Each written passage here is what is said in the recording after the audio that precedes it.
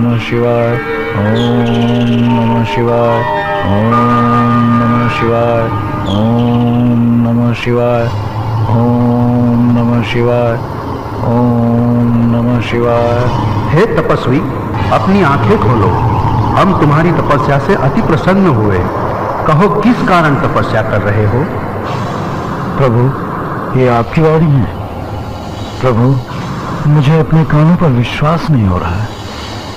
हे प्रभु, यदि ये आपकी वाणी है तो मैं आपकी वाणी सुनकर धन्य हो गया। प्रभु, आप तो अंतर्यामी हैं। आप तो जानते हैं कि मैं संतान विहीन हूं। बस इसीलिए मैं तपस्या कर रहा था। हे प्रभु, यदि आप मेरी तपस्या और भक्ति से प्रसन्न हैं तो कृपा करके मुझे एक संतान देकर पिता होने का गौरव प्रदान करें। हे तपस्वी, तुम्हारी मनोकामना अवश्य पूर्ण होगी, परंतु उसके लिए तुम्हें एक उपाय करना होगा। उपाय? कैसा उपाय प्रभु? मैं संतान प्राप्ति के लिए हर उपाय करने को तैयार हूं। तो सुनो, तुम्हें और तुम्हारी धर्मपत्नी को 9 माह तक रविवार के व्रत करने होंगे। व्रत के आखिरी रविवार को तुम्हारे घर एक पुत्र जन्म लेगा। बालक का जन्म रविवार को होने के कारण तुम उसका नाम रविदास रखना। हे तपस्वी, जो बालक तुम्हारे घर जन्म लेगा वो आगे चलकर बहुत महान संत होगा।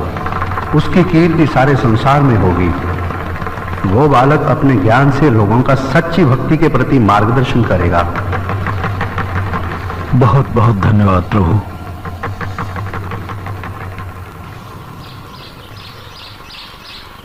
अरे भगवान, कहाँ हो तुम? जल्दी आओ इधर। आज आप बहुत प्रसन्न दिखाई दे रहे हैं। लगता है ईश्वर ने आपकी कोई मनोकामना पूर्ण कर दी। तुम बिल्कुल ठीक कहती हो भगवान। प्रभु ने हमारी मनोकामना पूर्ण होने का उपाय हमें बता दिया। प्रभु? हाँ हाँ भगवान, प्रभु ने।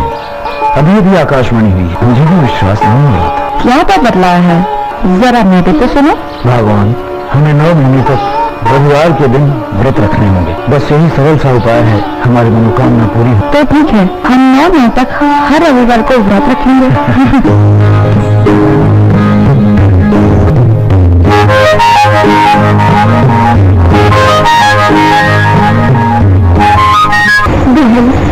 पता नहीं क्यों मेरा लाल दूध नहीं पिया और तो ठीक से दूध नहीं पिला रही होगी। क्या बात है भगवान, मुझे इस तरह क्यों बुलाया? सब ठीक तो है ना?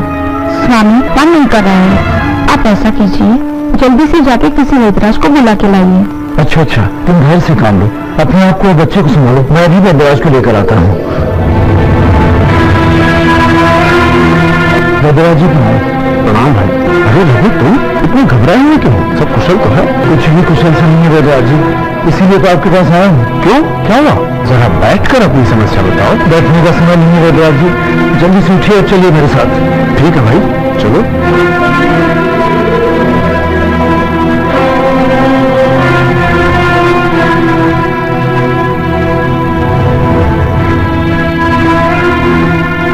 रघु, मेरे हिसाब से बच्चा एकदम स्वस्थ है। वैद्यराज जी, जब आपके हिसाब से बच्चा एकदम ठीक है तो फिर दूध क्यों नहीं पी रहा है? जरा इसका चेहरा देखिए, दूध न पी पाने की वजह से इसका स्वास्थ्य बिगड़ता जा रहा है। वैद्यराज जी, मैं इसकी माँ हूँ।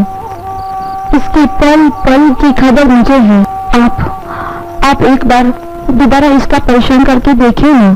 पुत्री, मैं बिल्कुल ठीक से देखने के बाद ही अपनी राय दे रहा हूँ। तुम्हारा पुत्र बिल्कुल स्वस्थ है। हाँ, ये हो सकता है इसके दुग्ध पान न करने का कारण कुछ और हो। कुछ और क्या कारण हो सकता है वैद्यराज जी? बेटा, हो सकता है इसमें कुछ प्रभु की लीला हो। प्रभु की लीला प्रभु ही जाने। अच्छा, अब मुझे आज्ञा दो, मैं चलूं। अच्छा, नमस्ते।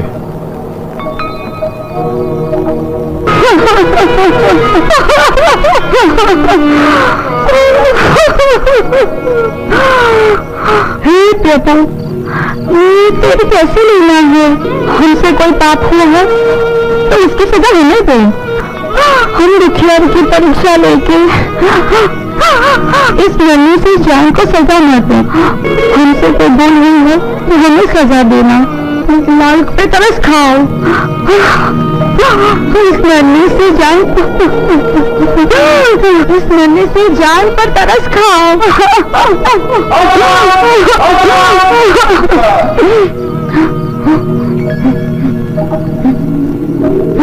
आलोक निरंजन। प्रणाम महाराज। कल्याण हो बेटा। बेटा भिक्षा मिलेगी, भोजन करना है। क्षमा करें महाराज, मैं आपको भोजन नहीं करा सकता। क्या बच्चा, क्या बात है? महाराज, हमारे पुत्र का स्वास्थ्य खराब होने के कारण घर में चूल्हा नहीं जला है। कोई बात नहीं बेटा, क्या मैं जान सकता हूँ कि तेरे पुत्रों को हुआ क्या है? महाराज, मैं क्या बताऊं, कुछ मालूम ही नहीं हो पा रहा है। जब से हमारे पुत्र ने जन्म लिया है, अपनी माँ का दुग्धपान नहीं कर रहा है, जिससे उसका स्वास्थ्य गिरता जा रहा है। वैद्यराज जी का कहना है कि दुग्धपान न करने का कारण प्रभु की कोई लीला है। हमारी तो समझ में नहीं आ रहा है कि हम क्या करें। धैर्य रखो, धैर्य रखो। यदि ईश्वर ने चाहा तो सब ठीक हो जाएगा। बेटा, क्या तुम मुझे एक बार अपने बालक को दिखा सकोगे? क्यों नहीं महाराज, आइए आइए महाराज, आइए। ये रहा हमारा पुत्र।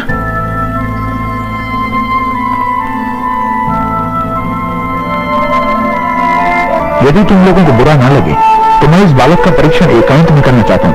कृपा करके तुम लोग बाहर जाने का कष्ट करोगे? परंतु महाराज। पुत्री, यदि तुम्हें हम पर विश्वास है तो जैसा हम कहते हैं वैसा करो। ईश्वर ने चाहा सब ठीक हो जाएगा। आओ भगवान, आओ, ज्यादा संकोच मत करो, आओ। तुम्हारा पुत्र बिल्कुल ठीक है। महाराज, चिंता की कोई बात नहीं है तो मेरा लाल दूधपान क्यों नहीं कर रहा है? अवश्य करेगा पुत्री, लेकिन उसके लिए तुम्हें कार्य करना होगा। आप आदेश कीजिए महाराज, अपने पुत्र की मंगल कामना के लिए हम सब कुछ करने को तैयार हैं। तो सुनो, तुम अपने घर पुत्र होने की खुशी में सभी नगरवासियों को अपने घर भोजन पर आमंत्रित करो। और हाँ, याद करके सभी वर्गों के लोगों को निमंत्रण भेजना। ये आप क्या कह रहे हैं महाराज, ये संभव नहीं है।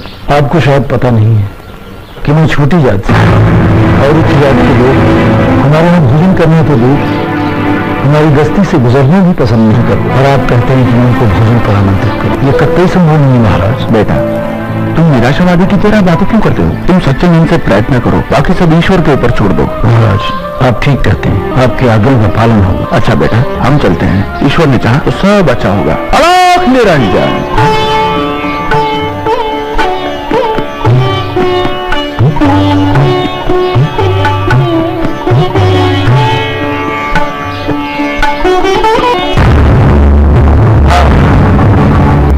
नीच, खबरदार, जो अपनी परछाई भी हम पर पड़ने दी, इसी जमीन में खोद कर गाड़ दूंगा।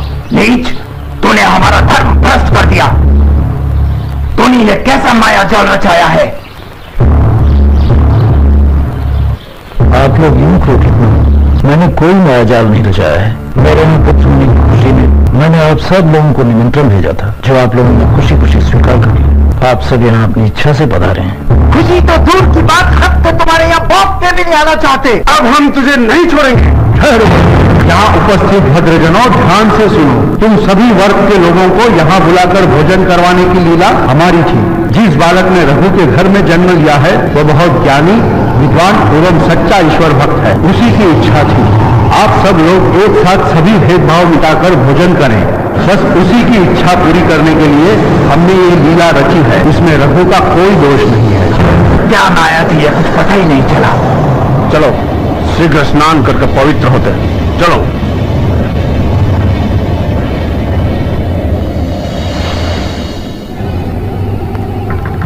हे ईश्वर, तुम्हारा बहुत बहुत धन्यवाद।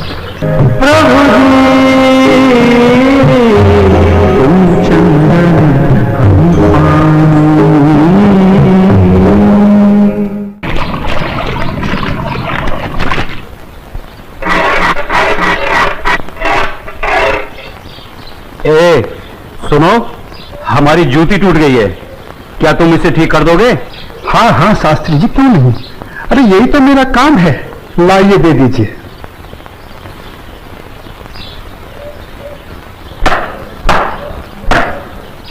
लीजिए शास्त्री जी, आपकी जूती ठीक हो गई। कितने पैसे हुए? जो मन करे दे दीजिए। ये लो। शास्त्री जी, बुरा ना मानो तो एक बात पूछूं? जो पूछना है जल्दी पूछो, हमारे पास समय नहीं है। आप लोग इतनी सुबह सुबह कहाँ जा रहे हैं? आज पूर्णिमा है, इसीलिए हम सब लोग गंगा स्नान करने जा रहे हैं। गंगा माँ के चरणों में दान पुण्य करके उनका आशीर्वाद प्राप्त करेंगे। परंतु तुम ये सब क्यों पूछ रहे हो? आप लोगों को देखकर मेरे मन में ख्याल आया था कि आप लोग जरूर किसी शुभ कार्य के लिए जा रहे हैं। अगर आप लोग मेरा भी एक काम कर दें तो आपकी बड़ी मेहरबानी होगी। करने योग्य होगा तो अवश्य करेंगे। जल्दी बताओ क्या काम है? शास्त्री जी, आज बड़ा शुभ दिन है और आज के दिन मैं भी चाहता हूँ कि कुछ दान पूर्ण करके गंगा माई का आशीर्वाद प्राप्त करूं। शास्त्री जी, मेरी तरफ से ये दमड़ी गंगा माई को अर्पण कर दें तो आपकी बड़ी मेहरबानी होगी। ठीक है, दे देंगे। लाओ। ये क्या ज्ञानी होकर अज्ञानी जैसा काम करते हो? क्यों, क्या हुआ? राम राम, आंखें होते हुए भी अंधे की बात कर रहे हैं। ये छोटी जाति से है। अगर इसकी छुई हुई दमड़ी आपने छू ली तो आप भी अपवित्र हो जाएंगे। गंगा जी में डुबकी लगाने के बाद भी पवित्र नहीं हो पाएंगे। राम राम राम राम। हाँ, तुम ठीक कह रहे हो। सुनो, तुम अपनी दमड़ी इस पत्थर पर रख दो। जैसी आपकी आज्ञा। ओम अपवित्राय पवित्राय नमः। हाँ, अब ठीक है, अब आप इसे छू सकते हैं। ठीक है, चलो। शास्त्री जी, एक प्रार्थना और थी। आप क्या है? शास्त्री जी, अगर गंगा माई स्वयं हाथ बढ़ाकर मेरी ये भेंट स्वीकार करें तभी दीजिएगा, अन्यथा मत दीजिएगा। अगर स्वीकार करें तो बोल दीजिएगा ये तेरे भक्त रविदास ने भेजी है। ठीक है भाई, हम ऐसा ही कर देंगे। चलो चलो चलो।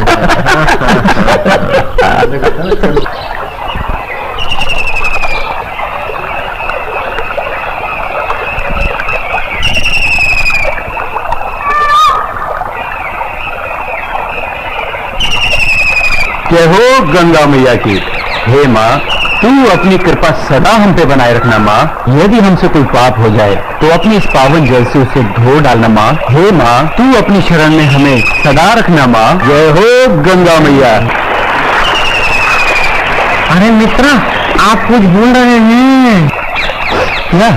अरे वही शूद्र जिसे आपने अपनी जूती ठीक करवाई थी, उसकी दी हुई दमड़ी। अरे, उसने कहा था कि स्वयं गंगा माता हाथों से स्वीकार करे तो देना, अन्यथा नहीं। पागल कहीं का। अरे भाई, याद आया याद आया। यही दमड़ी ना? हाँ हाँ हाँ। हे गंगा मैया, ये दमड़ी उस शुद्ध रविदास ने आपको भेंट करने के लिए दी है। और ये भी कहा है यदि आप स्वयं अपने हाथों से इसे स्वीकार करें तो ही हम आपको दें। जय हो गंगा मैया। अरे गुरुजी, आप भी क्या उस शूद्र की बातों में आ गए? भला ऐसा भी कहीं हो सकता है कि स्वयं गंगा माँ अपने हाथों से शूद्र की भेंट स्वीकार करे? जब हम लोग शूद्र की दी हुई चीज नहीं लेते तो ये गंगा मैया कैसे लेंगी? मैं एक काम करता हूँ, ये दमड़ी मैं अपने पास रख लेता हूँ। मेरा आने और जाने का खर्चा निकल जाएगा। आज दान और पुण्य में बहुत खर्चा हो गया है। ठीक है भाई, इस दमड़ी को तुम ही रख लो। अब चलें? चलो भाई। ठहरो, इधर लाओ। मेरे भक्त रविदास की दी हुई भेंट मुझे दे दो। मैं अपने भक्त की भेंट स्वीकार करती हूँ। मैं अपने भक्त की भक्ति से बहुत प्रसन्न हूँ। लाओ, वो दमड़ी मुझे दे दो।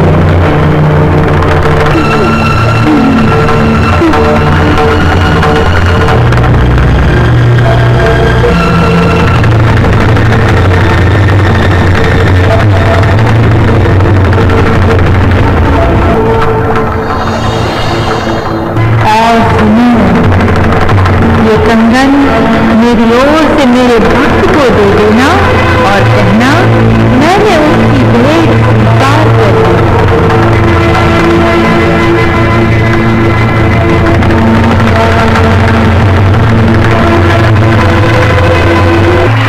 चलो भाई, चलो यहाँ से जल्दी चलो। ये मुझे लगता है ये जरूर उस शूद्र का फैलाया कोई माया जाल है। चलो। गुरुजी, हमारी आंखों ने जो देखा और हमारे कानों ने जो सुना, क्या वो सच था? वो तो एकदम सच था, किंतु ये बिल्कुल सच नहीं था कि गंगा माँ ने स्वयं अपने हाथों से उस शुद्ध रविदास की भेंट स्वीकार की। और मुझे तो लगता है ये शुद्ध रविदास कोई बहुत बड़ा मायावी है। हाँ, मुझे भी यही लगता है। मैं अपनी आंखों और कानों पर अभी तक विश्वास नहीं कर पा रहा हूँ। परंतु एक बात मेरी समझ में नहीं आ रही कि इस तरह के मायावी चमत्कार दिखाकर उस शुद्ध रविदास को क्या प्राप्त हुआ? प्रसिद्धि। हाँ, प्रसिद्धि। वो यही चाहता है कि हम उसके इस मायाजाल को चमत्कार समझें। तो आगे की कहानी मेरी पूरी तरह से समझ में आ गई। वो शूद्र यही चाहता है कि उसके इस चमत्कार की चर्चा हम पूरे राज्य में करें, जिससे राज्य के भोले भाले लोग उसे गंगा माँ का सच्चा भक्त समझकर उसकी पूजा करने लगे। आप बिल्कुल सही कह रहे हैं, लेकिन इस कंगन का क्या करें?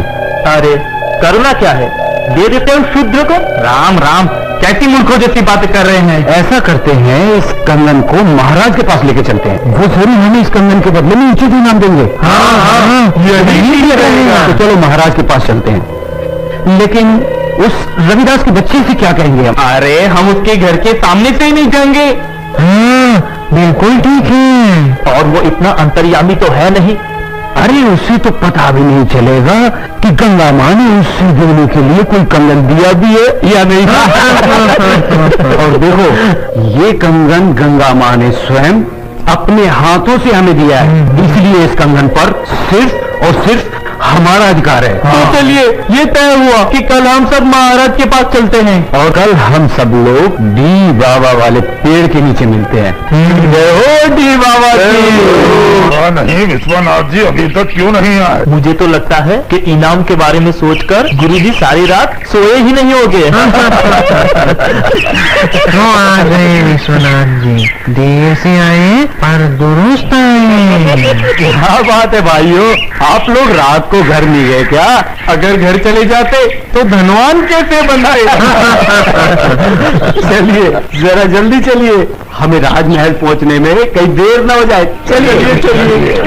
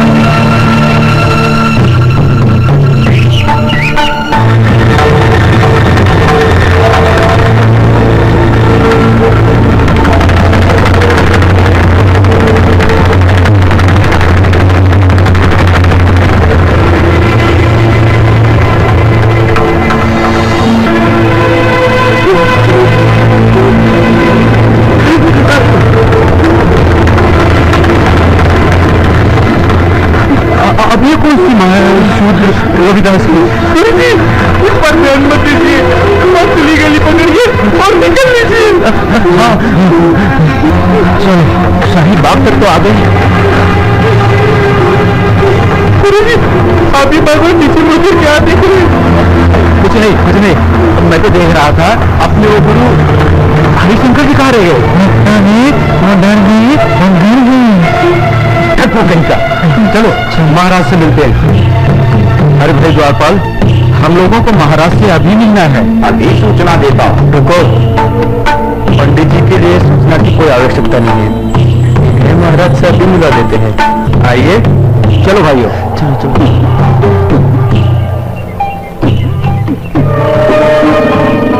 महाराज महारानी की जय हो। महाराज, पंडित विश्वनाथ जी आपसे मिलने आए हैं। ठीक है, आने दो। जो आज्ञा महाराज।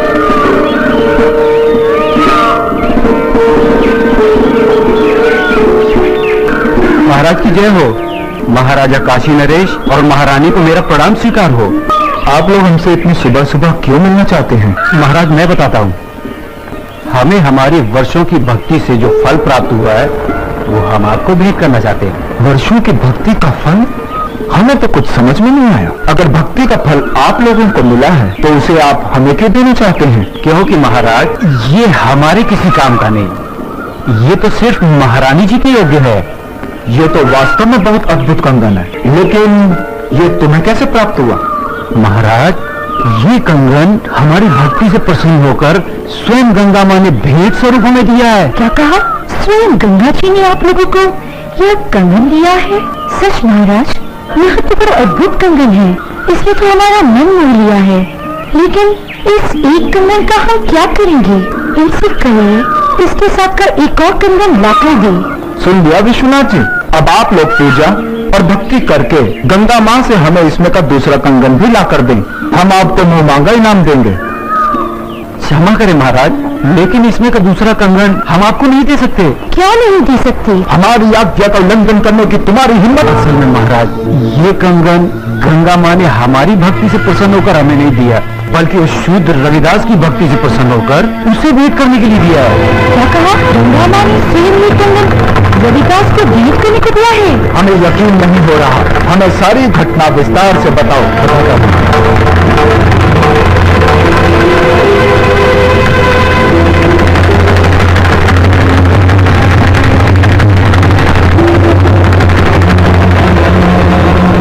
महाराज, हमने सोचा कि वो शूद्र रविदास इस सोने के कंगन का क्या करेगा, और बस इनाम पाने के चक्कर में इसे लेकर आपके पास चले आए। ये तो बहुत बड़ा चमत्कार हो गया, ऐसा तो आज तक कभी सुनने में नहीं आया। कल हम स्वयं रविदास जी से मिलने उनके घर चलेंगे और आप सबको भी हमारे साथ वहाँ चलना होगा। रविदास, रविदास, क्या हुआ भाई? आपके घर काशी नरेश आ रहे हैं। अच्छा अच्छा अच्छा।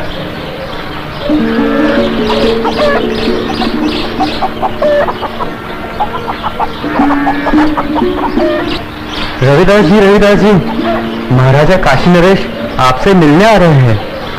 मुझसे मिलने आ रहे हैं? पर क्यों? महाराज की जय हो। महाराज, आपने आने का कष्ट क्यों किया? अगर मुझसे कुछ अपराध हुआ है तो मुझे बुलावा भेज दिया होता, मैं स्वयं हाजिर हो जाता। वाह ढोंगी वाह, बनकर अपना भोलेपन का नाटक। महाराज, इसके भोलेपन को नहीं चलिएगा, बहुत बड़ा ढोंगी और महाराज। तुम चुप रहो, हमारे सामने फिजूल की बात की तो जुबान कटवा देंगे। रविदास जी, तुमसे कोई अपराध नहीं हुआ है तो तुम्हें हमारे समक्ष उपस्थित होना पड़ता। दरअसल हम यहाँ अपने स्वार्थ और लालच के कारण आए हैं। हम तुमसे कुछ मांगना चाहते हैं। ये आप क्या कह रहे हैं महाराज? मैं गरीब भला आपको क्या दे सकता हूँ? मैं तो जूते बनाकर चमड़े का छोटा मोटा काम करके बड़ी मुश्किल से अपनी गृहस्थी पालता। आप तो राजा हैं, आपकी कृपा से तो ना जाने कितने घरों के चूल्हे रोज जलते हैं। रविदास जी, हमें इसमें का दूसरा कंगन चाहिए जो केवल तुम ही हमें दे सकते हो। मैं इसमें का दूसरा कंगन मांगना हमारी मजबूरी है। इस कंगन ने हमारी महारानी का मन में लिया है। ये कैसे संभव है महाराज? भला मैं इसमें का दूसरा कंगन कैसे दे सकता हूँ? ये तो बड़ा मूल्यवान लगता है और मेरी ये हालत आपसे छुपी हुई नहीं है महाराज। रविदास जी, ये कंगन हमें तुम्हारी बदौलत ही प्राप्त हुआ है। मेरी बदौलत आपको ये कंगन प्राप्त हुआ है? महाराज, मैं कुछ समझा नहीं। हम तुम्हें बतलाते हैं। ये कंगन तुम्हारी भक्ति से प्रसन्न होकर स्वयं गंगा माँ ने तुम्हें भेंट स्वरूप इन लोगों के हाथों में दिया था।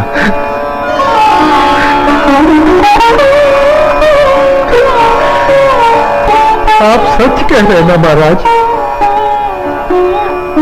क्या गंगा माई ने मेरी भेंट स्वीकार कर मेरी भक्ति से प्रसन्न होकर ये कंगन भेंट स्वरूप मुझे प्रदान किया था? तेरा लाख लाख शुक्र है गंगा माँ, तेरे इस आशीर्वाद से तेरा ये रविदास भक्त तुमने हो गया, तुमने हो गया। बंद कर अपनी ये नोटंकी, ये तो सब तेरा रचाया हुआ माया जाल है।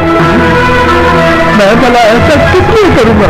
प्रसिद्धि पाने के लिए। तेरा छोटी जाति का, तेरा समाज में कोई महत्व तो है नहीं। अब यही सोचकर तूने मायावी चमत्कार किए होंगे ताकि तेरा और तेरी जाति का समाज में कुछ सम्मान हो सके। परंतु तेरा ये सपना कभी पूरा नहीं होगा।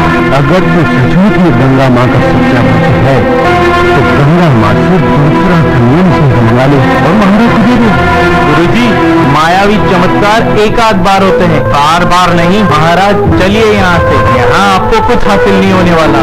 मैं चमत्कार दिखाने और देखने के पक्ष में नहीं, मैं तो सिर्फ इतना जानता हूँ कि प्रभु की भक्ति सच्चे मन और पवित्र आत्मा से की जाती है। किसी की भक्ति को नीचा दिखाकर अपने को बड़ा साबित करना ये प्रभु के भक्तों को शोभा नहीं। तू हमें उपदेश मत दे। तू सचमुच में ही इतना बड़ा भक्त है तो चल गंगा के तट पर और कर दे महाराज की इच्छा पूरी। शास्त्री जी, अगर आप मेरी भक्ति की परीक्षा लेना चाहते हैं तो उसके लिए गंगा माई के तट पर जाने की क्या आवश्यकता है? क्या मतलब कुछ नहीं शास्त्री जी। मन चंगा तो कठौती में गंगा। शास्त्री जी, अगर मेरी भक्ति सच्ची है तो गंगा माई को मेरी इस कठौती में से प्रकट होकर मेरी भक्ति की लाज रखनी होगी। तो तुम्हारे कहने का मतलब है कि गंगा माँ स्वयं तुम्हारे इस गंदे पानी से प्रकट होंगी और तुम्हारी भक्ति की लाज रखेंगी। किसी भी आदमी हमेशा नीचे ही सोचे। तुम अपनी बात बंद करो। जी, हमें तुम्हारी भक्ति पर कोई भी संदेह नहीं है। यदि तुम हमें दूसरा कंगन नहीं बुला सकते तब भी हमें तुमसे कोई शिकायत नहीं है। नहीं महाराज, अब बात सिर्फ कंगन की नहीं, मुझ जैसे नीच जाति के भक्त की है। अगर मैं इस तरह हार गया तो मेरी जाति में जन्म लेना बेकार हो जाएगा और ये मेरी जाति के माथे पर कलंक होगा और मैं अपनी जाति के माथे पर कलंक बर्दाश्त नहीं कर सकता। मेरी जाति, मेरा समाज मेरे नाम को धिक्कारे, ऐसा मैं कभी नहीं होने दूंगा। महाराज, मैं आपकी इच्छा पूरी करने का प्रयत्न करता हूँ। पहाड़ के नीचे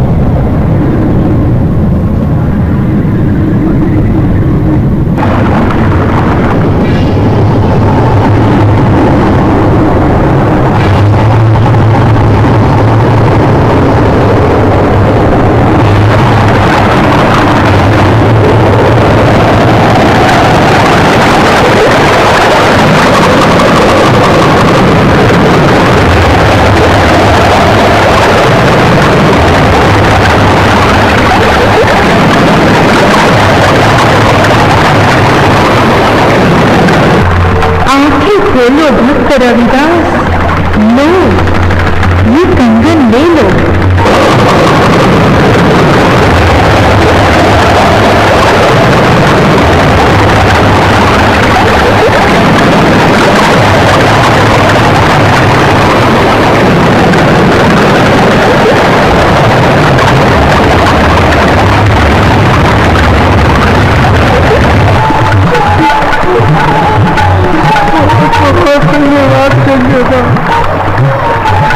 आज तूने छोटी जाति को और सुखाने से बचा लिया माँ।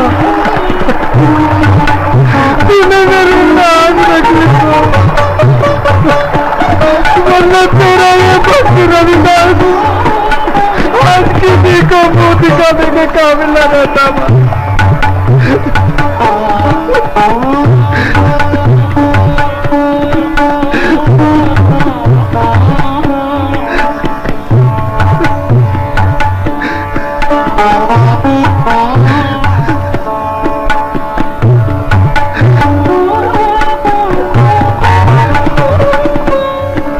क्षमा कीजिए रविदास जी, आज आपको हमारे कारण अपनी भक्ति का इम्तिहान देना पड़ा। हम आपको और आपकी भक्ति को प्रणाम करते हैं।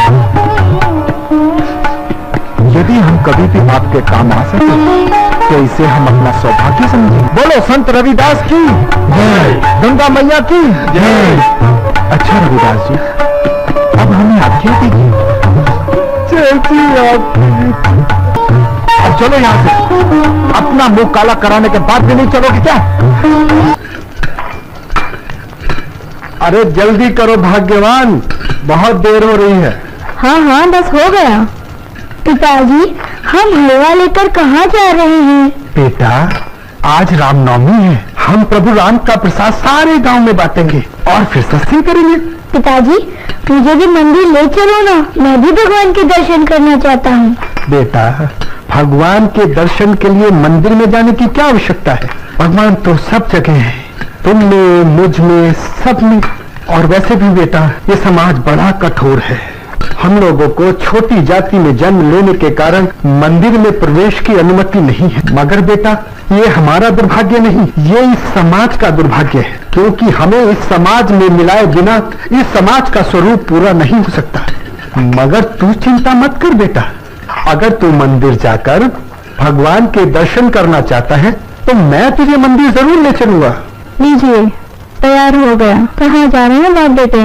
अरे भाग्यवान, ये विजयदास मंदिर जाकर भगवान के दर्शन करना चाहता है, बस इसे मंदिर लेकर जा रहा हूँ। चलो अच्छा है, बेटा साथ रहेगा तो बाप को ध्यान तो रहेगा कि घर भी जाना है। अरे तुम चिंता मत करो भाग्यवान, हम लोग समय से लौट ही। प्रणाम।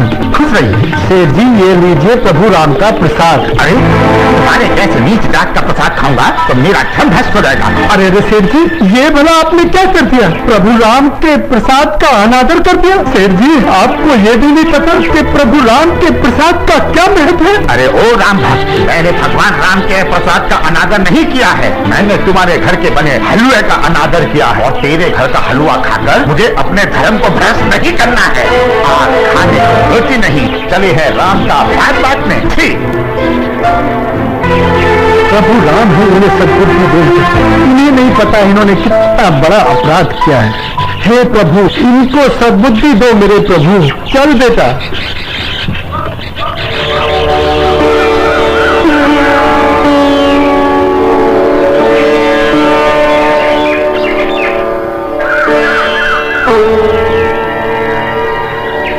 जय श्री राम।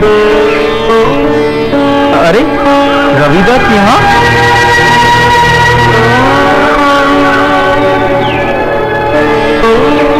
अरे ये तो मंदिर की तरफ ही आ रहा है। लगता है दर्शन के लिए आ रहा है। क्या एक अछूत का मंदिर में प्रवेश उचित है? नहीं, बिल्कुल नहीं। वही तो, फिर हम क्या करें? हम इसे मंदिर में हर किसी नहीं घुसने देंगे। हाँ। अब आगे एक कदम भी तुमने बढ़ाया तो मुझसे बुरा कोई नहीं होगा। शास्त्री जी, ये भला आप क्या कह रहे हैं? शास्त्री जी, आज रामनवमी है और मेरा बेटा भी प्रभु राम के दर्शन करना चाहता है। दर्शन करने की इच्छा है तो अपने घर पे जाके दर्शन करो। ये मंदिर तुम जैसे अछूतों के लिए नहीं है, ये मंदिर हमारा है, हमारे प्रभु श्री राम का। और फिर तुम्हारी हिम्मत कैसे हुई हमारे मंदिर में प्रवेश करने की? यहाँ पे आके सारा मंदिर गंदा कर दिया। शास्त्री जी, मेरे आने से मंदिर अपवित्र नहीं हुआ है, बल्कि अपवित्र हुआ है आपकी छोटी सोच के कारण। और वैसे भी कौन कहता है कि हम लोगों को मंदिर में आकर प्रभु के दर्शन करने का अधिकार नहीं है? शास्त्री जी, प्रभु किसी एक जाति या धर्म के नहीं, प्रभु तो सबके हैं। और फिर आप अहंकार में आकर सच्चाई स्वीकार नहीं कर रहे हैं। जिस परम पिता परमेश्वर की आप संतान हैं, उसी की हम भी हैं। और रही बात दर्शन करने की, तो शास्त्री जी सुन लीजिए, दर्शन तो मैं करके ही जाऊंगा। दर्शन करने से मुझे कोई नहीं रोक सकता। चल बेटा, चल बेटा, चल। मेरी ये हिम्मत कि तू अपनी बराबरी हम लोगों से कर रहा है। देख क्या रहे हो साथियों, मार के धक्के निकालना चाहिए यहाँ से। पिताजी, पिताजी, पिताजी, पिताजी, चलो यहाँ से। पिताजी, मुझे भगवान के दर्शन नहीं करने। पिताजी, पिताजी, आप यहाँ से चलो। तू रो मत बेटा, प्रभु राम के दर्शन में हम करते ही जाएंगे। चल बेटा, चल चल, आ बेटा चल। रुक जा मीत, वरना मुझसे पूरा कोई नहीं होगा। देखते क्या हो साथियों, क्या उठाओ मंदिर से बाहर फेंक दो।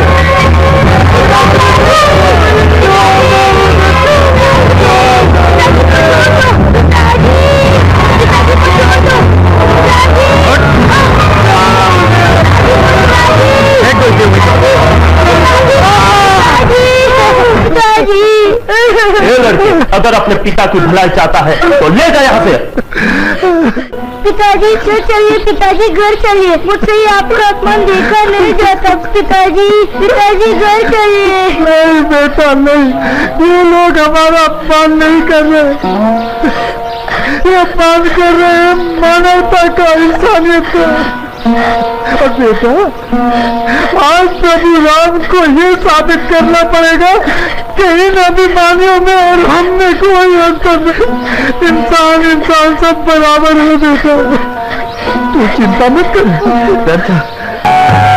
मैंने तुमको पुकारा संकट में, भक्त तुम्हारा कौन सा जुल्म गुज़रा जो मुझसे किया है किनारा, कौन सा जुल्म गुज़रा जो मुझसे किया है किनारा, कौन सा जुल्म गुज़रा जो मुझसे किया है किनारा।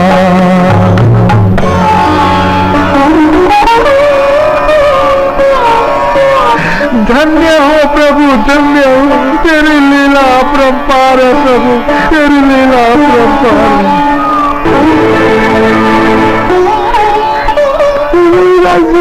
मुझे क्षमा कर दीजिए। कौन है आप? मैं वही व्यक्ति जिसे आपके बरसात का निरादर किया था, मगर भगवान ने मुझे उसकी सजा दे दी है।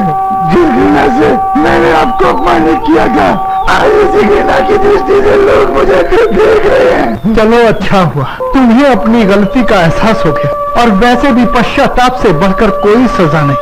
हे प्रभु, इसको अपनी गलती का एहसास हो गया है, इसको क्षमा कर दो मेरे प्रभु।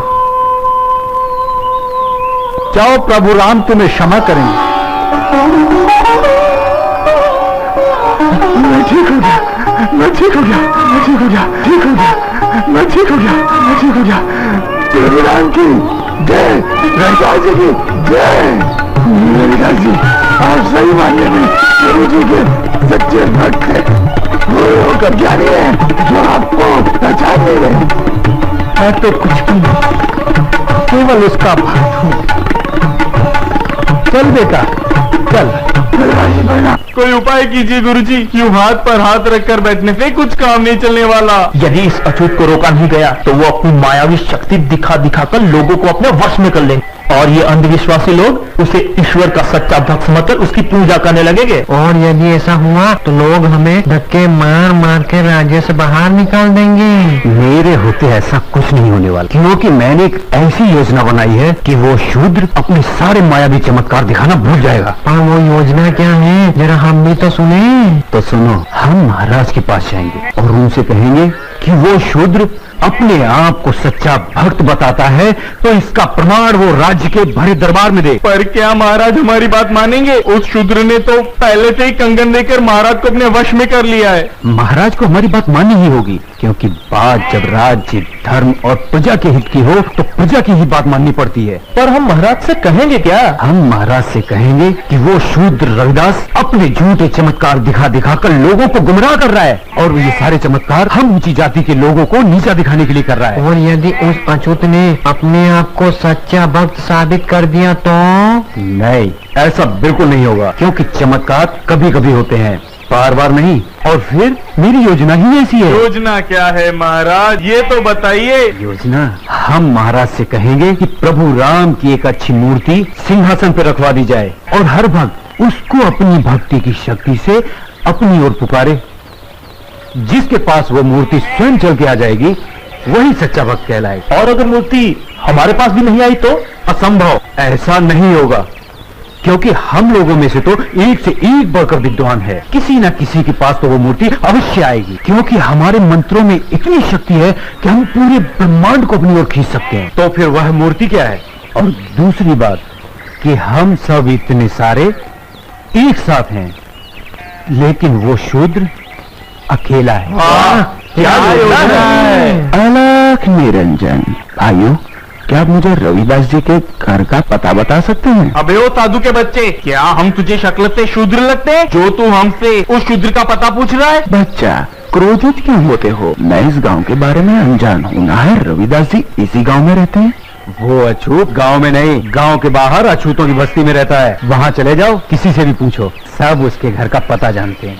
उन सबका तो भगवान है, रविदास का बच्चा। हाँ, बहुत बहुत धन्यवाद बच्चा। अलख निरंजन। क्या सोच रहे हैं गुरुजी?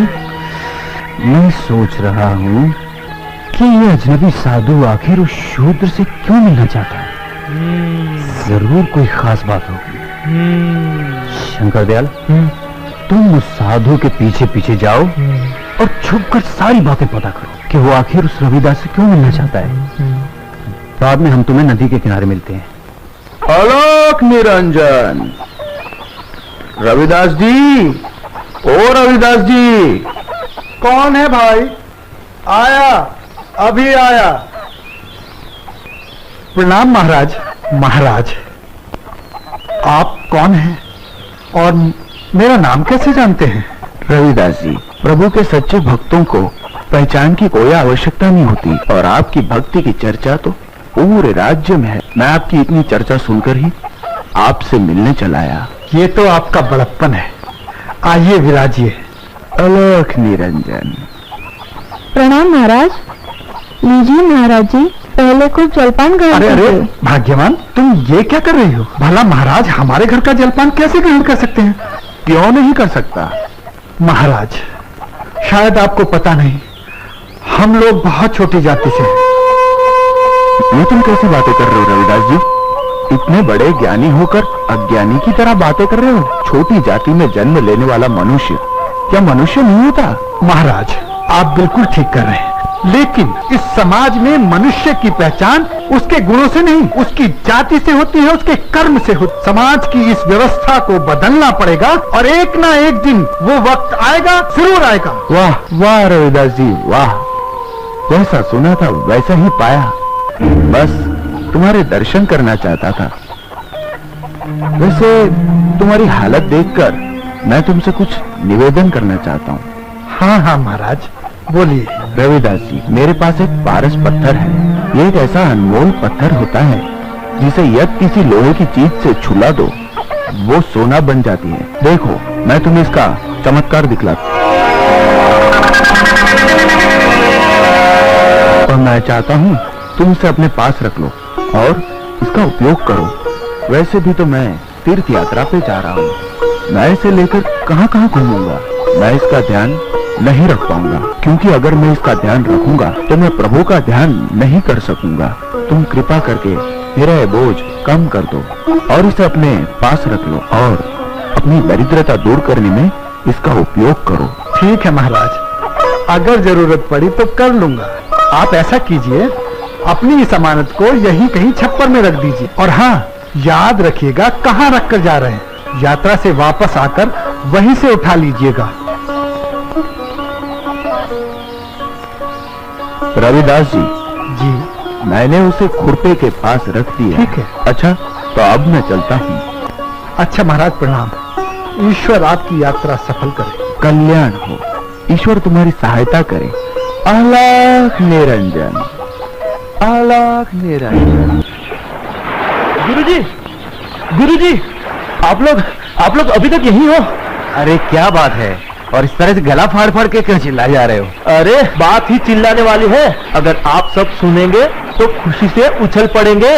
अब ऐसी क्या खबर लेके आए हैं आप? बताएंगे भी या सिर्फ यही पहेलियां बुझाते रहेंगे? ये समझिए कि हम सबकी दरिद्रता दूर हो गई और हम सबके पास भी राजकोष से अधिक धन होगा। लगता है ये पागल हो गए हैं। जरूर उस रविदास ने इन पर कुछ जादू कर दिया है। वो अछूत मुझ पे क्या जादू करेगा? हाँ, एक बात है कि उस अछूत की वजह से हम धनवान बन जाएंगे। धनवान कैसे गुरु? मैं बताता हूँ। वो साधु रविदास को पारस पत्थर देकर गया है और मैं जानता हूँ कि वो कहाँ छिपा कर रखा है। यदि हम चाहे तो एक तीर से दो शिकार कर सकते हैं। वो कैसे गुरु? वो ऐसे कि हम वो पारस चुरा लेंगे। पारस हमारे पास आने से हम धनवान तो बन ही जाएंगे और वो साधु जब यात्रा से वापस आकर वो पारस रविदास से मांगेगा तो वो चोर साबित हो जाएगा। बेईमान और चोर साबित होने पर लोगों को उसके ढोंगी होने का पता चल जाएगा और बाकी का काम हम पूरा कर देंगे। तो अब आया है वो पहाड़ के नीचे। और सुनो, आज रात को पारस पत्थर हम लोग अपने कब्जे में कर लेते हैं। हाँ हाँ हाँ।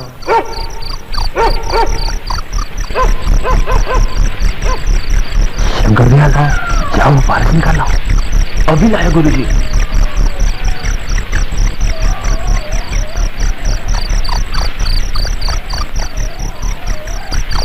ये रही हमारी भाग्य की पोटली। जरा देखो तो सही, पारस होता कैसा है? क्यों नहीं? खोलो खोलो इसे।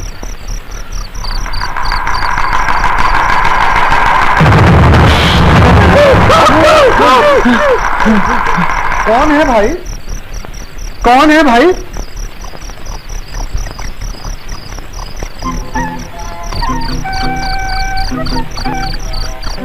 अच्छा, तो पारस जी आप चलते भी हैं। देखो भाई, अभी आप कहीं मत जाइएगा, आप किसी की अमानत है। वो साधु महाराज आ जाएं, फिर घूम लीजिएगा। ऐसा करते हैं भाई, मैं आपको उसी स्थान पर रख देता हूं।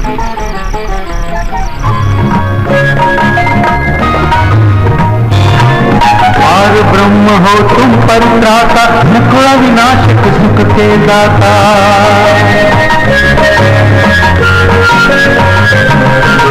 पार ब्रह्म हो तुम परित्राता, मुकुड़ा विनाशक सुख के दाता। हर जन महिमा तुम्हारी गाता, अजर अमर साका।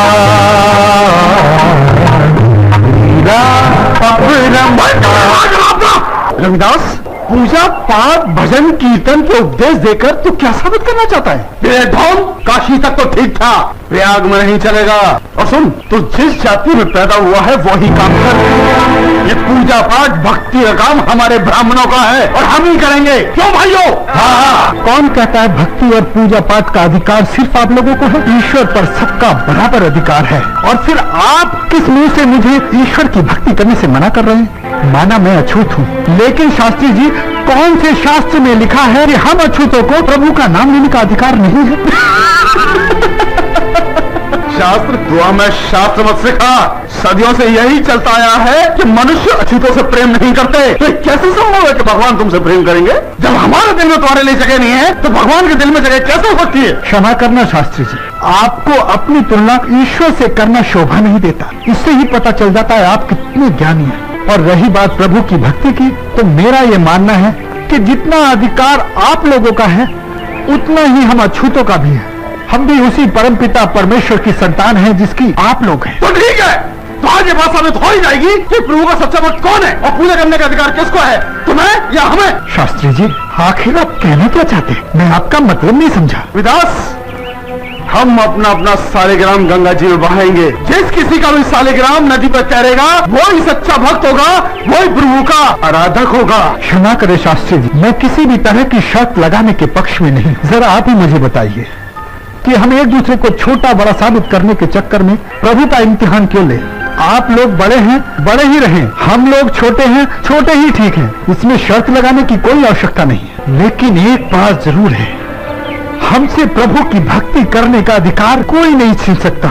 रविदास, आज यह सबके सामने बात साबित होकर रहेगी कि प्रभु किसके हैं और भक्ति करने का अधिकार किसका है। अगर तुम ये बात साबित नहीं कर पाए तो याद रखना, आज के बाद भक्ति मत करना और अपनी जाति वालों को भक्ति करने से रोकना। क्या बोले? मैं और मेरे भाई लोग प्रभु का नाम लेना छोड़ दें? ऐसा कभी नहीं होगा शास्त्री जी। मैं इस पक्ष में बिल्कुल नहीं था कि कोई इम्तिहान दूं, लेकिन बात अगर मेरी जाति की होने लगी है तो सुन लीजिए, मेरे जीते जी ऐसा हरगिज नहीं होगा। अगर किसी दिन ऐसा हुआ तो मैं अपने आप को मृत्यु दंड दे दूंगा। शास्त्री जी, चलिए, जिस तरह का भी इम्तिहान लेना चाहते हैं ले लीजिए। तो निकालो अपना शालिग्राम और चलो तट की ओर। परंतु मेरे पास तो शालिग्राम नहीं। अगर आप लोग अनुमति दें तो मैं किसी भी पत्थर को शालिग्राम मानकर तैरा दूं। चलो ठीक है, किसी भी पत्थर को शालिग्राम मानकर गंगा जी में तैरा दो। चलो तट पर। चलिए।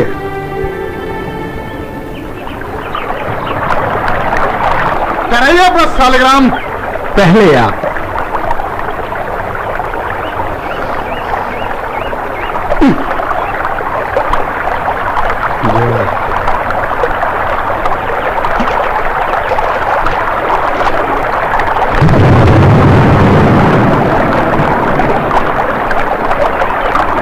हे ईश्वर, तेरी भक्ति की लाज रखना।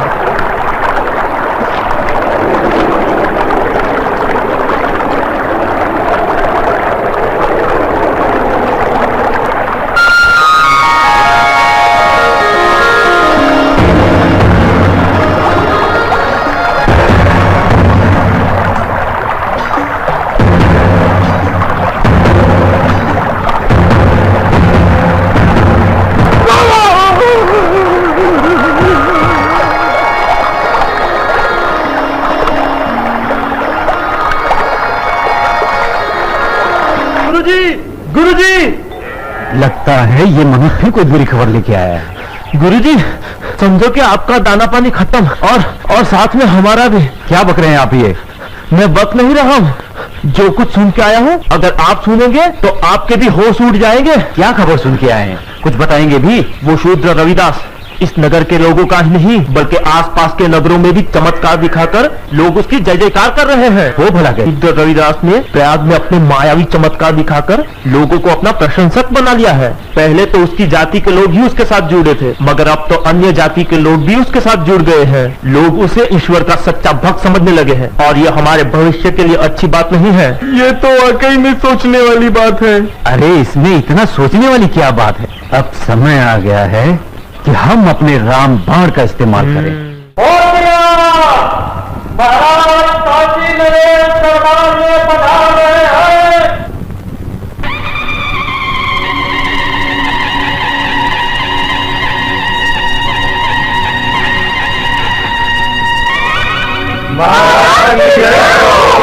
महाराज की जय हो। कहो द्वारपाल, क्या बात है? महाराज, विश्वनाथ जी और उनके कुछ साथी आपसे मिलना चाहते हैं। ठीक है, उन्हें आने दो। जो आज्ञा महाराज।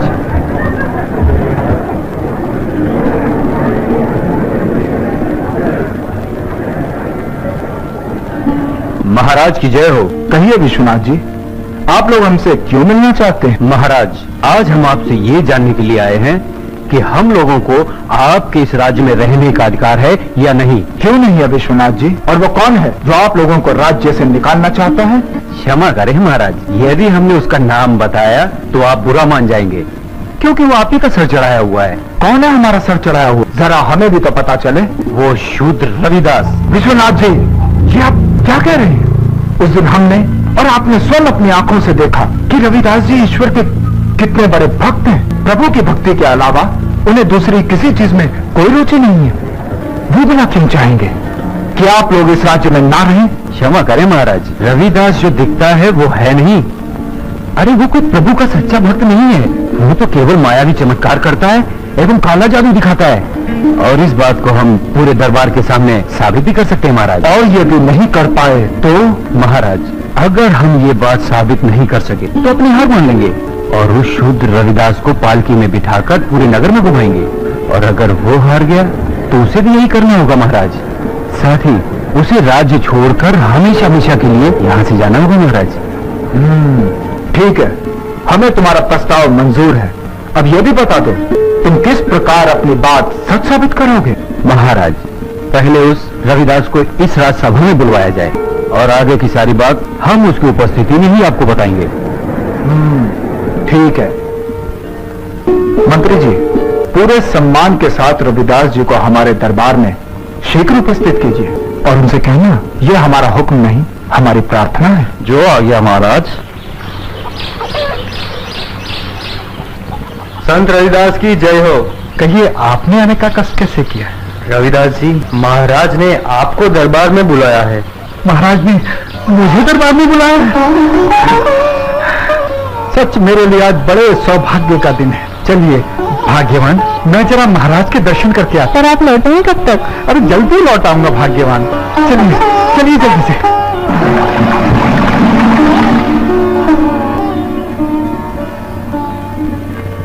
महाराज की जय हो। दरबार में उपस्थित सभी महानुभावों को मेरा प्रणाम। महाराज, आज आपने दरबार में बुलाकर मुझे जो सम्मान प्रदान किया है उसके लिए मैं हमेशा हमेशा आपका ऋणी रहूंगा। रविदास जी, हम क्षमा चाहते हैं जो आपको यहाँ इस तरह बुलाना पड़ा। आपके यहाँ दर्शन करके हम धन्य हो गए। महाराज, मुझे इतना सम्मान मत दीजिए, मैं इसके लायक नहीं हूँ। मैं तो इस राजमहल की धूल के बराबर भी नहीं हूँ।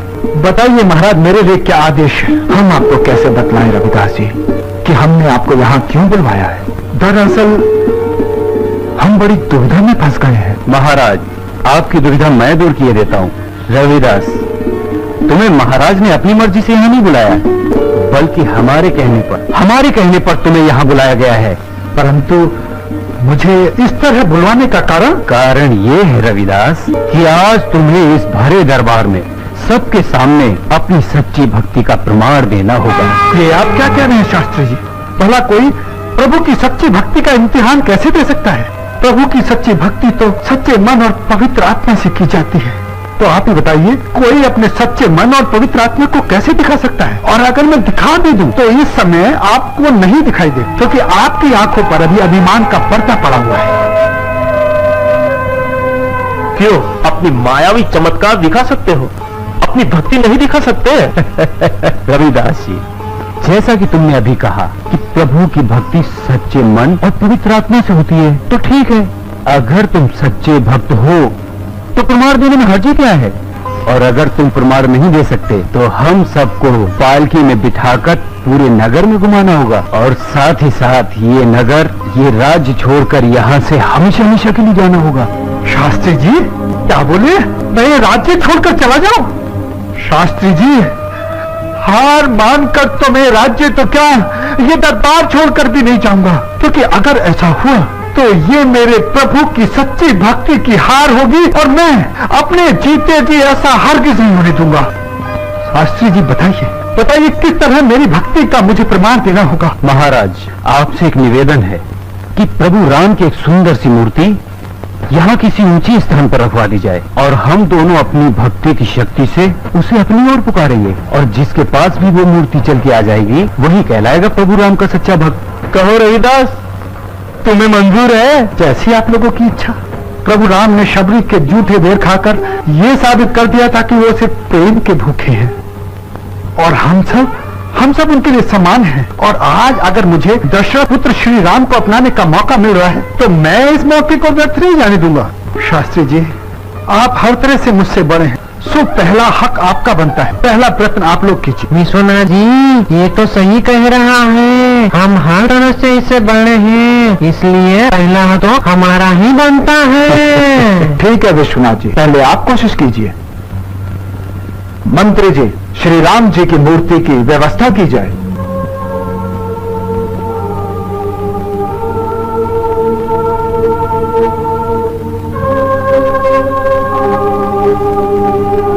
विश्वनाथ जी, अब आप लोग अपना प्रयत्न प्रारंभ करें। हे प्रभु, हमारे पास आ जाइए, आ जाइए ना प्रभु जी, हमारे पास आ जाइए। हे प्रभु, मैंने जीवन भर आपकी सेवा की, हमारी लाज बचा लो प्रभु। हे प्रभु, हमारे पास आकर बता दो कि हम ही आपके सच्चे भक्त हैं और आप हमारे श्री राम हैं। हे प्रभु, हमारे पास आकर ढोंगी और मायावी लोगों का मुंह काला कर दीजिए। हे प्रभु, एक बार आ जाइए प्रभु, आ जाइए प्रभु, एक बार आ जाइए प्रभु, आ जाइए प्रभु। हे प्रभु, आ जाओ प्रभु। हे प्रभु, हे प्रभु श्री राम, हम आपके सच्चे भक्त हैं। हे प्रभु श्री राम, आ जाइए। हे प्रभु, आ जाइए प्रभु, हम आपके सच्चे भक्त हैं प्रभु, आना ही होगा आपको। हे प्रभु, हमारी लाज बचानी होगी आपको, आ जाइए प्रभु। हे प्रभु, हे प्रभु श्री राम, आज आपको हमारी लाज बचानी होगी प्रभु, आज आपको आना ही होगा, आ जाइए प्रभु। विश्वनाथ जी, आपका प्रयत्न पूरा हो गया या अभी भी कुछ बाकी है? नहीं महाराज, हो गया। अब आप कोशिश कीजिए रविदास जी, हमें पूरी उम्मीद है कि आपकी भक्ति हमारा विश्वास कम नहीं होने देगी। महाराज, जैसी आपकी आज्ञा। अब तो आपकी और मेरी लाज प्रभु राम जी के हाथों में। संत रविदास जी की जय, प्रभु श्री राम जी की जय, संत रविदास जी की जय।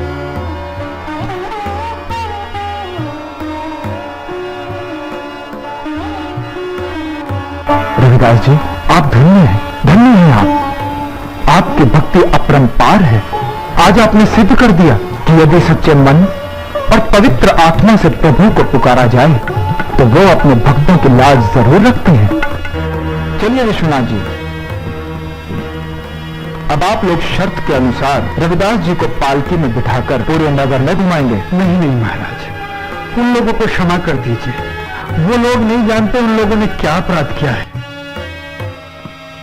देखा विश्वनाथ जी, तुम में और रविदास जी में कितना फर्क है।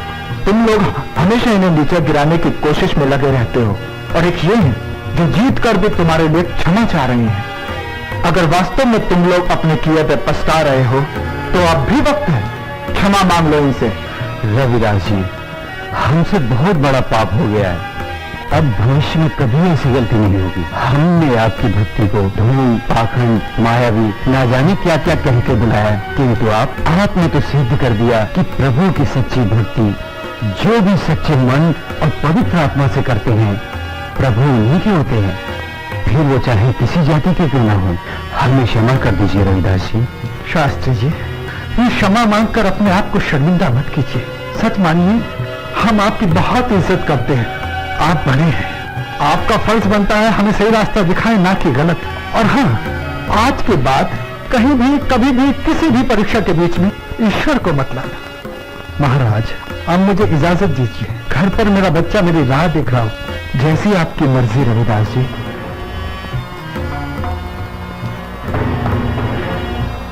संत रविदास जी की जय। संत रविदास जी की जय। संत रविदास जी की जय। भाई रविदास को मेरा प्रणाम। प्रणाम भाई, प्रणाम।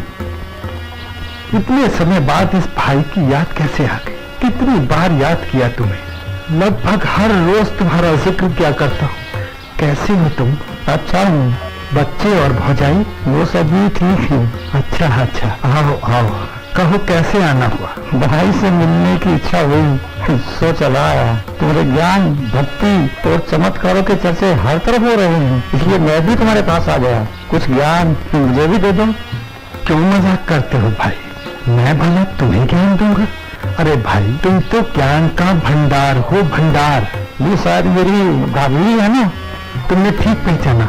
अरे भाग्यवान, ये मेरे गुरु भाई कबीरदास जी हैं। जिस तरह हमारे यहाँ जाति पाति, छोटे बड़े और ऊंच नीच का भेदभाव है, उसी तरह मुल्तान में हिंदू मुसलमान का बड़ा भेदभाव है।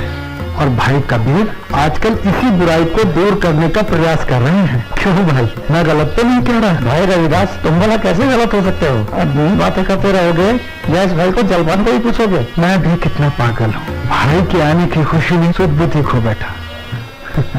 माफ करना भाई। अरे भाग्यवान, जरा भाई कबीर के लिए कुछ खाने का इंतजाम करो। जी अभी लाता हूँ। भाई मैं अभी आया।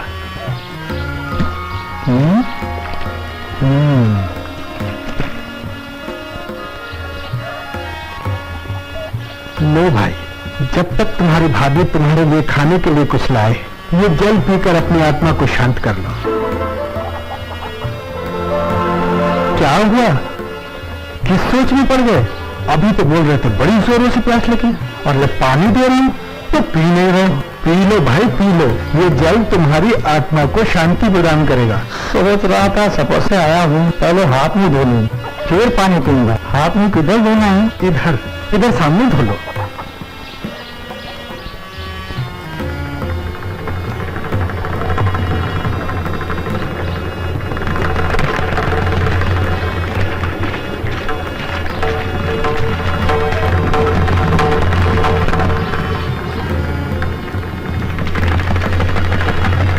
अच्छा भाई, अब मुझे आज्ञा दो। अरे ऐसे कैसे जाने दूंगा? थोड़ा कुछ खा लो, विश्राम कर लो, फिर चले जाना। नहीं भाई, देर हो चुकी है, घर पर बेटी अकेली है। जैसी तुम्हारी इच्छा। बात अगर बिटिया की है तो जोर जबरदस्ती नहीं करूंगा, लेकिन जब भी इधर से गुजरो मिले बिना मत जाना। जरूर जरूर। अच्छा भाई, कपड़े धो रही है बेटी? जी पिताजी, बड़ी देर कर दिया आपने आने में। हाँ, कहीं में देर से बहुत हो गई। पर छोड़ बेटी, मुझे बहुत जोरों की भूख लगी है, कुछ खाने के लिए दे दे। पिताजी, आप तो अपने गुरु भाई रविदास जी की यहाँ मिलने गए थे, तो क्या उन्होंने आपकी आओ भगत नहीं की? ऐसी बात नहीं है बेटी, मैंने तो बहुत ही आग्रह किया, पर मैंने भी कुछ नहीं खाया पिया। कोई बात नहीं पिताजी, आप स्नान कर लीजिए। स्नान करने से आपकी सारी थकान दूर हो जाएगी। तब तक मैं आपके लिए खाना बना लूंगी। ठीक है बेटी, ठीक है।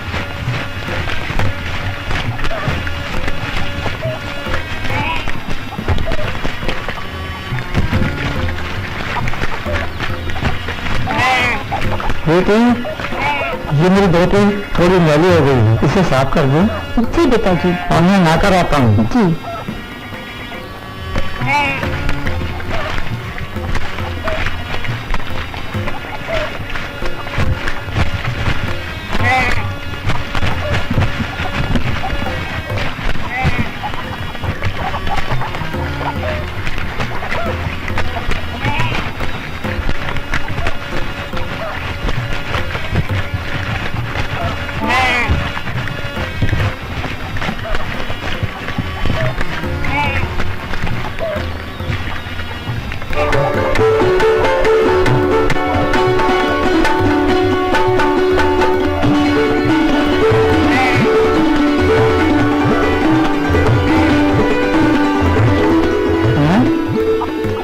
ये क्या कर रही है बेटी? मैंने तुम्हें कपड़े धोने के लिए दिए थे और तुम इसे मुझे साफ कर रही हो। पिताजी, आपकी धोती पर कुछ मिट्टी के दाग लगे हुए थे और जब मैं इसे धोने गई तो ये दाग धुले ही नहीं। तो मैंने सोचा क्यों ना इस दाग को अपने मुंह से साफ कर दूं। पर पिताजी, जैसे ही मैंने दाग वाली धोती मुंह में डाली, पिताजी मेरे सामने रविदास जी की छवि प्रकट हो गई पिताजी। और जैसे जैसे मैं इस धोती को चूस रही हूँ पिताजी, मुझे आत्मज्ञान की प्राप्ति हो रही पिताजी, मुझे आत्मज्ञान की प्राप्ति हो रही पिताजी। मेरी आत्मा शांत हो गई पिताजी, मेरी आत्मा शांत हो गई पिताजी। गुरु रविदास जी बहुत ज्ञानी संत थे पिताजी। किस सोच में पड़ गए? पी लो भाई पी लो, ये जल तुम्हारी आत्मा को शांति प्रदान करेगा। तो बड़ी किस्मत वाली हो बेटी, तू बड़ी किस्मत वाली है। मैं मादा अमृत मिला, मैं उसे गंदा पानी समझकर गिरा दिया। उसी पानी का इस धोती पर दाग पड़ा, जिससे तुझे ज्ञान शक्ति प्राप्त हुई। मैं कितना भागा हो। नहीं कन्हैया, प्रणाम। लेकिन आप कौन? हावभाव से तो आप तो इनकी राजकुमारी लगती है। बिल्कुल सही पहचाना तुमने। मैं महाराज राणा सिंह के पुत्र की विधवा हूँ, परंतु मैं किसी राजघराने की बहू की हैसियत से तुमसे मिलने नहीं आई हूँ। इतने बड़े राजघराने की बहू को मेरे पास आने की जरूरत कैसे आन पड़ी? नहीं, मैं अपना संपूर्ण जीवन प्रभु भक्ति में व्यतीत करना चाहती हूँ। मुझे ऐसे गुरु की तलाश है जो प्रभु भक्ति में सही सही मार्गदर्शन कर सके। मैं तुम्हारी भक्ति ज्ञान की चर्चा सुनकर ये सोचकर तुम्हारे पास आई हूँ कि शायद तुम मेरी कुछ मदद कर सको। क्या तुम मुझे बता सकते हो कि तुम्हें आत्मज्ञान किस गुरु की कृपा से प्राप्त हुआ? मुझे आत्मज्ञान गुरु रविदास जी की कृपा से प्राप्त हुआ है। संत रविदास जी के बारे में सुना तो बहुत है, परंतु आज तक उनके दर्शन का सौभाग्य प्राप्त नहीं हो सका। बहन, क्या तुम संत रविदास जी से मेरी भेंट करा सकते हो? जी, मैं स्वयं आज तक गुरु जी से नहीं मिली, पर इनसे मिलने की बहुत चाहत है। तो फिर तुम्हें आत्मज्ञान कैसे प्राप्त हुआ? तुम मुझे बता सकते हो? मेरे पिताजी और गुरुजी आपस में गुरु भाई है। एक बार मेरे पिताजी गुरुजी से मिलने उनके घर पे गए।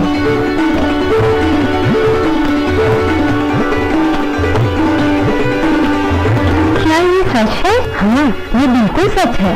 वाह, ऐसे ज्ञानी संत के दर्शन की मुझे बहुत जिज्ञासा हो रही है। बहन, तुम कुछ भी करो, कैसे भी करो, उस ज्ञानी संत के दर्शन मुझे अवश्य करा दो।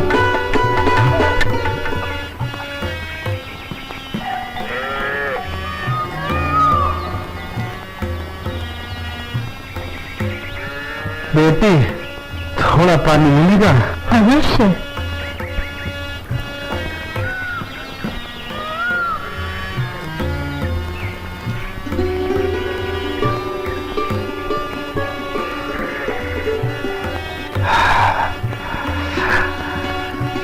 ईश्वर तुम्हारी मनोकामना पूरी करे। अरे गुरुजी, तुम कौन हो पुत्री, और मुझे गुरु कहकर क्यों पुकार रही हो? गुरुजी, मैं आपके गुरु भाई कबीरदास जी की पुत्री हूँ। अरे तुम कबीरदास की पुत्री कमाली हो? रविदास जी,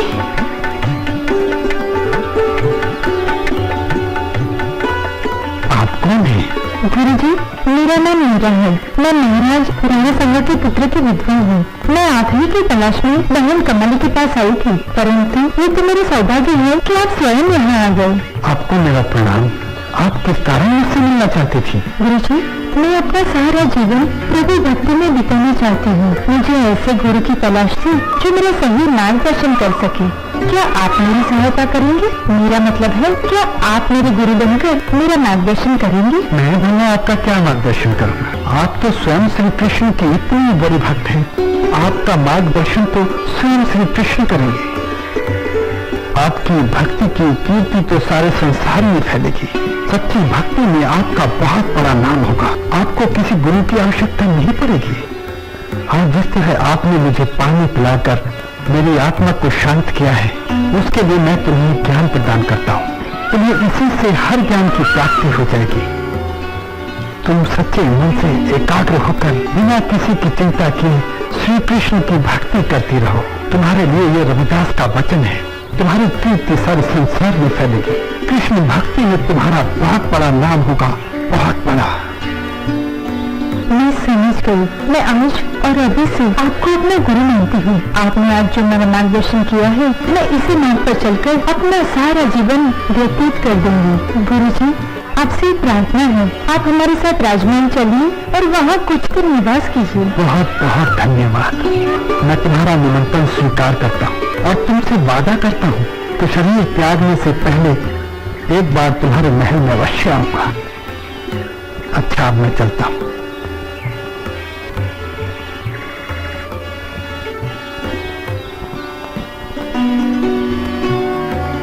बहन, मैं चलती हूँ। जीवन में कभी भी किसी भी चीज की आवश्यकता हो तो हमारे महल के दरवाजे तुम्हारे लिए हमेशा खुले हैं। बहुत बहुत धन्यवाद बहन। पर एक चीज की आवश्यकता अभी ही है। बोलो, किस चीज की? बहन, अब हम दोनों गुरुबल में हैं, तो आपको एक बार गले लगाने की इच्छा हो रही है। अवश्य।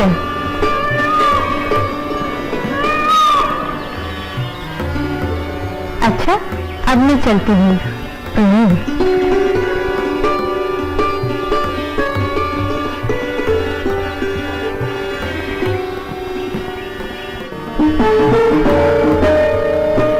महारानी जी की जय हो। कहिए मंत्री जी, इस समय कैसे आना हुआ?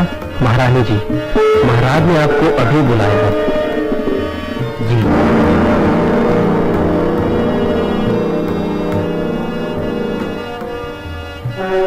मुझे याद किया?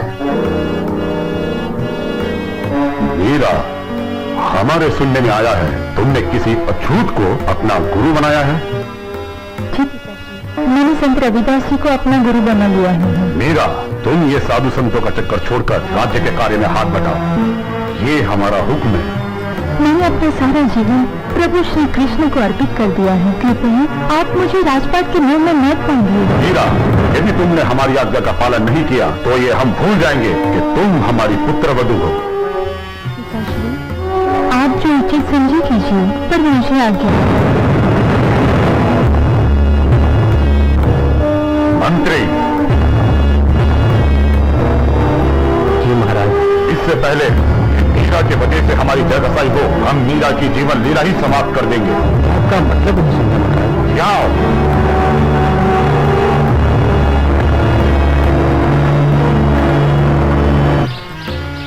रविदास जी, कैसे हो? अरे अरे साधु महाराज, प्रणाम साधु महाराज। दरअसल मैं अपने कार्य में इतना व्यस्त था, आपके आने का पता ही नहीं चला।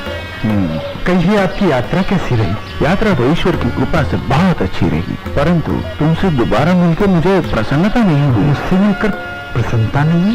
मुझसे कोई गलती हो गई क्या महाराज? अगर ऐसा है तो मुझे क्षमा कर दीजिए। नहीं रविदास जी, नहीं, तुमसे कोई गलती नहीं हुई। तुम बात को गलत समझ रहे। दरअसल 14 माह पहले मैं तुम्हें तुम्हारी दरिद्रता दूर करने के लिए एक पारस पत्थर दे गया था। लगता है तुमने उसका प्रयोग नहीं किया।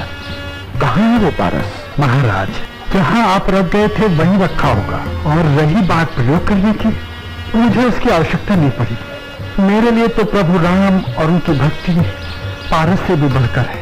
रविदास जी, धन्य हो तुम और तुम्हारी भक्ति। मैं तुम्हें नमन करता हूँ। तुमने पारस का उपयोग न कर ये साबित कर दिया कि ईश्वर को किस हद तक चाहा जा सकता है। इस सम्मान के लिए बहुत बहुत धन्यवाद। अच्छा, मैं चलता हूँ। ठहरिए महाराज, आप अपनी कोई अमानत भूल रहे हैं क्या? अरे वही जिसे आप पारस कहते हैं। आप विराजिए महाराज, मैं अभी आया।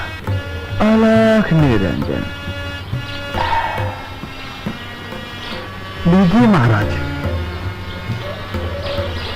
प्रणाम महाराज। अलख निरंजन। हाँ? प्रभु की महल। महारानी जी की जय हो। आइए आइए मंत्री जी, इतनी सुबह सुबह कैसे आना हुआ? महारानी जी, ये दूध आपके लिए संत रविदास जी ने भेजा। क्या कहा? गुरु जी ने भेजा है? जी। इस दूध को भेजने के पीछे जरूर कोई कारण होगा। लाइए, दूध दे दीजिए।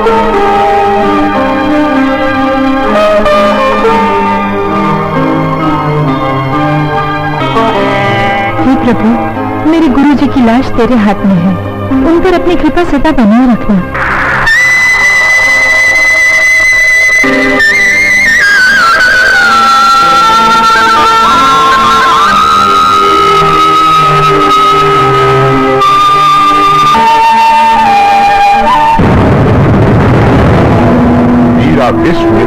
पीकर भी जीवित है, इसका मतलब ये कि तुमने दूध में विष मिलाया ही नहीं। महाराज, मैं क्षत्रिय हूँ और क्षत्रिय कभी अपने स्वामी की आज्ञा का उल्लंघन नहीं करता। ठीक है, कल मरे दरबार में ये साबित हो जाएगा कि मीरा कितनी बड़ी भक्त है। मीरा, हम तुम्हें अंतिम बार समझा रहे हैं, प्रभु, साधु संत और उस शूद्र रविदास का चक्कर छोड़कर राज्य के कार्य में ध्यान दो। पिताश्री, मैं अपने प्रभु को अपने आप से कैसे अलग करूं? वे तो मेरे तन, मन और आत्मा में बस गए हैं, और अपने गुरु को कैसे छोड़ दूं? जब से उनका भेजा हुआ दूध पिया है, तब से तो वो मेरे अंग में समा गए हैं। यदि ये तुम्हारा अंतिम फैसला है तो हमारा फैसला भी सुन लो। इस पिटारे में नाग है, उस नाग को तुम अपने हाथ में पकड़ो। नाग को पकड़ते ही तुम्हारी भक्ति की पकड़ ढीली हो जाएगी। क्यों आज्ञा पिताश्री?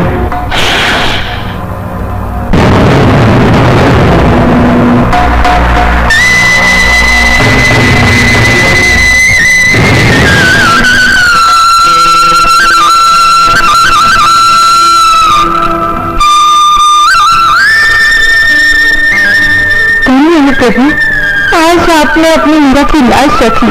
आज आपने साबित कर दिया कि आप हमेशा अपने सच्चे भक्तों के साथ हो। प्रभु, पुत्री मीरा, हमें क्षमा करें, हम अहंकार में आकर उस ईश्वर को भूल गए थे।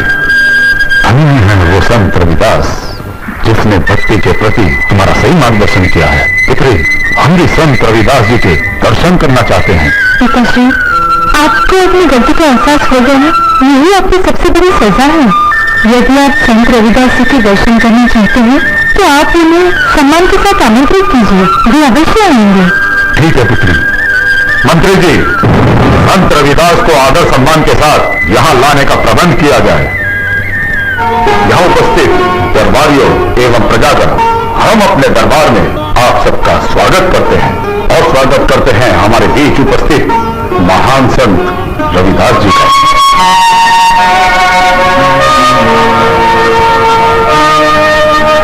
हम रविदास जी की भक्ति, ज्ञान और विचारों से सहमत हैं।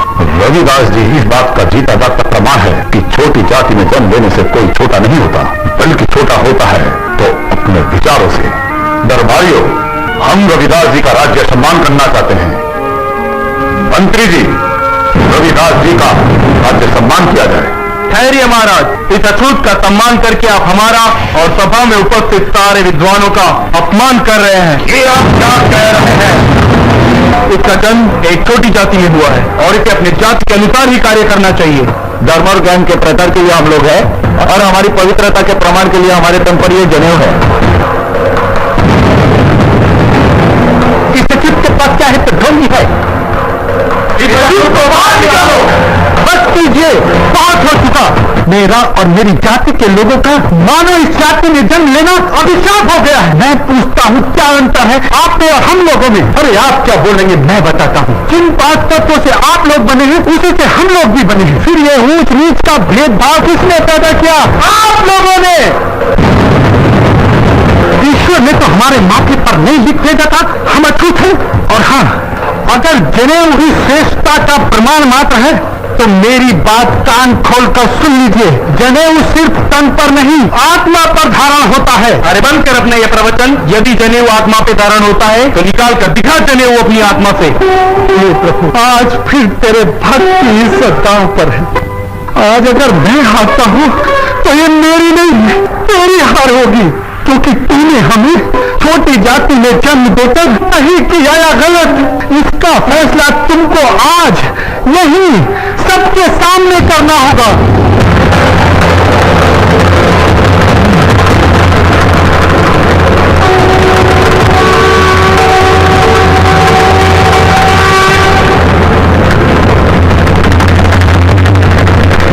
बस प्रभु, बस, मैं आपका और इम्तिहान नहीं ले सकता। मुझे इस संसार से मुक्ति दे दो प्रभु, मुक्ति दे दो।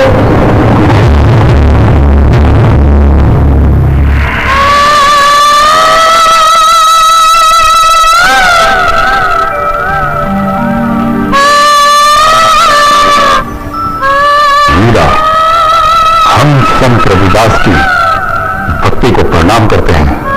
मंत्री, ये दुखद समाचार उनकी पत्नी को दे आओ। जी महाराज।